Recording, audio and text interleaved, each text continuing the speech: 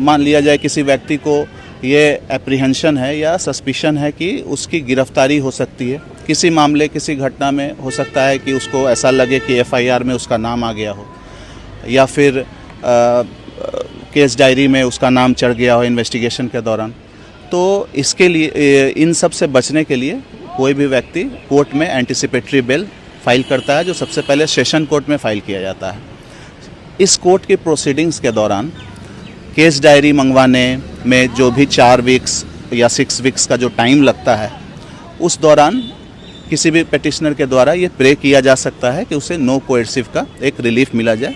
तो वो एक इंटरिम राहत होती है कोर्ट के द्वारा। इसका कतई ये मतलब नहीं है कि उनकी गिरफ्तारी पर पूरी तरह से रोक लगा दी गई है, क्योंकि अभी फाइनल ऑर्डर आना बाकी है।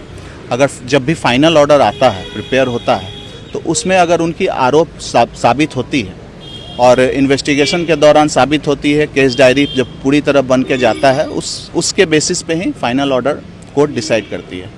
तो उनकी ये रिलीफ उसी समय कैंसिल हो जाएगी और जब कैंसिल हो जाएगी तो सेम डे उनको गिरफ्तार किया जा सकता है। तो सबसे हम लोगों को ये समझना होगा कि नो कोएर्सिव का मतलब गिरफ्तारी से पूरी तरह से रोक नहीं है। फॉर द टाइम बिंग उनको ये इंटरिम रिलीफ दिया गया है। नीट पेपर लीक मामले में 5 मई को प्राथमिकी दर्ज हुई। इसके ठीक 1 माह के बाद 5 जून को संजीव मुखिया ने पटना एडीजे 5 न्यायालय से नो कोएर्सिव ऑर्डर प्राप्त किया। इस आदेश के बाद उसकी गिरफ्तारी नहीं की जा सकती। आदेश में साफ तौर पर कहा गया है कि शास्त्री नगर में नीट मामले को लेकर दर्ज एफआईआर संख्या 358/2024 में भी उसकी गिरफ्तारी नहीं की जा सकती। आखिर क्या है? देखिए, जैसा मैंने आपको बताया, अगर नो कोएर्सिव का रिलीफ कोर्ट के द्वारा मिल गया है तो नो कोएर्सिव का मतलब ही होता है कि किसी भी तरह का बलपूर्वक आप उस पर एक्शन नहीं ले सकते हैं। पुलिस के द्वारा गिरफ्तारी पे रोक हो जाती है या फिर उनके घर की कुर्की जब्ती पे रोक हो जाती है।